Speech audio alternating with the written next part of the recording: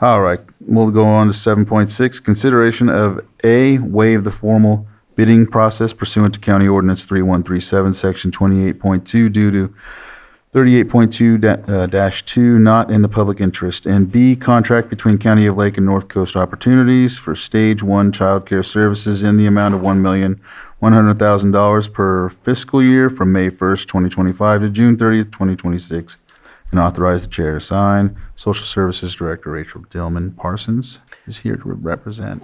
Good morning, Board. And if you have any questions I cannot address, we also have Melinda Lahr, my Deputy Director, on the Zoom.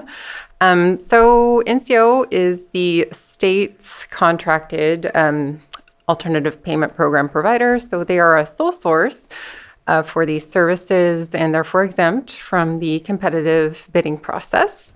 These services are fully state and federally funded, and they are based on the actual expenses. There's no cap, so whatever it costs is what we're able to draw down. And you may have noted the odd start date on the contract. That is because there are some unreimbursed expenses as of yet for May and June. Like I said, we can pull those down from the state. We just need it to be part of the contract so that we can pay NCO. Any questions? Supervisor Sabatier? Yeah, just a couple of questions. A concern that I had, and I don't know if there's anybody from the Auditor Controller's Office on line right now.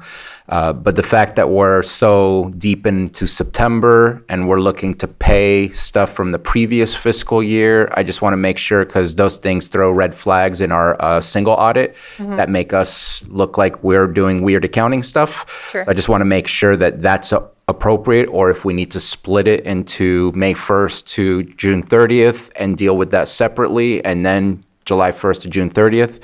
Sure. I'd like to see if there's a way to get an answer to that. And also, not concerned, but on the compensation, it does say 1.1 million per fiscal year, and this is a 2 fiscal year contract.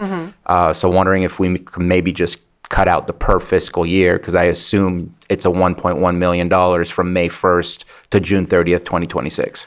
No, it is intended to be 2 fiscal years so that we can pay through June 30th of 2025 what is owed to them for services delivered, and then restart June 30th, 2025. So this is potentially a 2.2 million?